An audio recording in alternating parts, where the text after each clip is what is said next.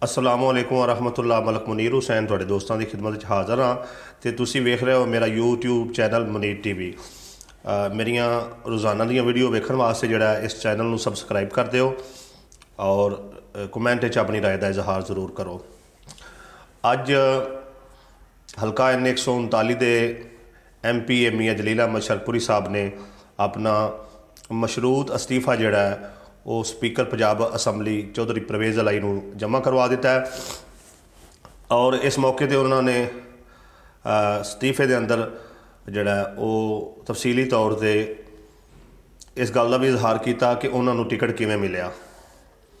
और उन्होंने दस्सिया कि मियाँ शहबाज शरीफ और राणा तनवीर हुसैन दे जिहड़ा वो बार बार इसरार करन दे उत्ते जिहड़ा उन्होंने नून लीग के टिकट तो इलैक्शन लड़िया और जिहड़ा उन्होंने वोट मिले वो उन्हां दे बाओजदाद जिहड़े ने हजूर शेर रबानी रहमतुल्लाह अलैह उन्हां दी निस्बत नाल और नून लीग के सपोर्टरां भी जिहड़ा वो भरपूर हमायत की।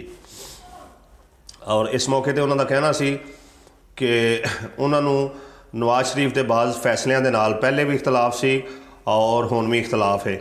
और इख्तलाफ राय जिहड़ा ये जमहूरीत का हुसन है, लेकिन जिसले उन्होंने नवाज शरीफ दियाँ बाज़ पॉलिसियां के नाल जिहड़ा इख्तलाफ किया तो उन्होंने अपना पंजाब असैम्बली के जिहड़ा अगे उन्हों की इज्जत नूं उछालिया गया और उन्होंने सिर ते जिहड़ा एक लोटा रख के गैर इखलाकी हरकत की गई। और उस तो बाद जिहड़ा दीगर मामला सोशल मीडिया पर चलते रहे, अहले इलाका जिहड़े ने उसनूं यकीनन जिहड़ा वेखदे रहे। तो बरकैफ जो कुछ भी होया ये गैर इखलाकी होया, ये नहीं सी होना चाहिए। MP मियाँ अब्दुल रऊफ नूं मियाँ साहब जिहड़ा उस सफ़ेद दाढ़ी का हया करना चाहिए सी, हजूर शेर रबानी दे नाल जिहड़ी निस्बत है उसका हया करना चाहिए सी। सियासी इख्तलाफ नूं जिहड़ा वो ऐसी गैर इखलाकी हरकत तक नहीं सी लैके जाना चाहिए। और उस तो बाद जो मियाँ जलील अहमद शरकपुरी साहब के सपोर्टरान ने जिहड़ा कीता वो भी कुछ ज़्यादा ही हो गया। इन्हों भी गाली गलोच नहीं सी करनी चाहिए और गलत जिहड़ा वो अल्फाज लिख के ते मियाँ अब्दुल रऊफ दीयां तस्वीरां सोशल मीडिया पर और वैसे एहतजाज के अंदर जिहड़ा उन्होंने नहीं सी लहराना चाहिए।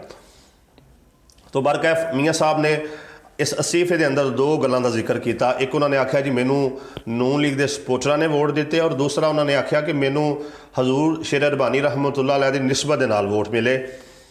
और जदों उन्होंने नाल ये गैर खलाकी हरकत की गई तो उन्होंने इस गल का ऐलान किया कि जी मैं नून लीग दे पैनल तो इस्तीफा देने लई तैयार हाँ, लेकिन चूँकि मेरी वजह तो राणा तनवीर हुसैन नूं हल्का N 120 के अंदर और मियाँ अब्दुल रऊफ नूं हल्का PP 138 के अंदर और पीर अशरफ रसूल नूं जिहड़ा PP 137 के अंदर जिहड़ा वो वोट मिले।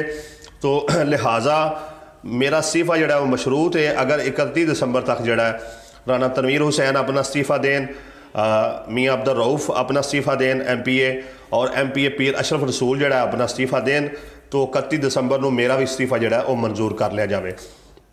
चूँकि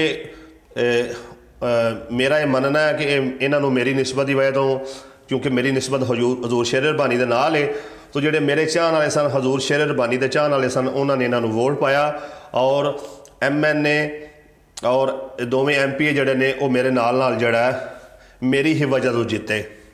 तो लिहाजा अगर अवामी राय वेखनी है तो ज़रूरी है कि मेरे नाल ये भी इस्तीफा देन और इन्हां चारे हल्कों के उत्ते जड़ा दोबारा इलैक्शन करा दिता जाए। तो मियाँ जलील अहमद शरकपुरी साहब ने जड़ा अपना मशरूत इस्तीफा जड़ा वो जमा करवा दिता है और हुण वेख्या जाएगा कि ये उत्ते राणा तनवीर हुसैन MNA हल्का N 120 और मियाँ अब्दुल रऊफ MPA हल्का PP 138 और पीर अशरफ रसूल MPA हल्का 137 का जड़ा उन्हों का की जड़ा मौकफ आउंदा है और ये जवाब चो की करते हैं। तो बरकैफ मियाँ साहब का यह कहना कि मियाँ शहबाज शरीफ ने और राणा तनवीर हुसैन ने मेरे इसरार करके और खुद जड़ा मैंने टिकट दिता तो ये इस चीज़ को ज़ाहिर करता है कि यकीनन राणा तनवीर हुसैन और उन्होंने बाकी पैनल को जड़ा वो मियाँ जलील साहब के आने नाल फायदा पहुँच रहा सी, तां ही उन्होंने घर जाके तो ਜਿਹੜਾ उन्होंने इसरार करके तो नून लीग का टिकट दिता। तो बरकैफ ये अगे वक्त दसेगा कि मामलात किस तरफ जा रहे हैं, लेकिन मैं इत्थे दसना चाहांगा कि मियाँ जलील अहमद शरपुरी साहब जिहड़े ने हुण इलाके वास्ते अच्छे अच्छे काम कर रहे हैं और उम्मीद कर रहे हैं कि इस तरीके दे नाल ये भरपूर काम जारी रहेगा और उन्होंने मिलना भी कोई मुश्किल नहीं है। कोई भी बंदा जिहड़ा उन्होंने डेरे ते जाके उन्होंने नाल मुलाकात कर सकता है। तो आखिर ते मैं यही आखांगा कि MNA राणा तनवीर हुसैन होन या मियाँ अब्दुल रऊफ होन या मियाँ जलील अहमद शरपुरी होन, आवाम चाहती है कि साडे काम होन, इलाके के अंदर बेहतरी आवे। तो जोड़ा भी इलाके वास्ते बेहतरी करेगा यकीनन आने वाले वक्त जोड़ा है वो इज्जत आवाम के अंदर बढ़ जाएगी और वो दोबारा कामयाब होकर जोड़ा है वो असैम्बली हाल पंजाब असैम्बली जा सकता है और जोड़ा कौमी असैम्बली भी जा सकता है। तो इंशाअल्लाह ताला फिर नवी गुफ्तगू के नाल जोड़ा तुहाडे नाल मुलाकात होगी। बराए मेहरबानी कमेंट अपनी राय का इजहार जरूर करो और इस वीडियो को शेयर भी कर दो और मेरे चैनल को जोड़ा सब्सक्राइब कर दो।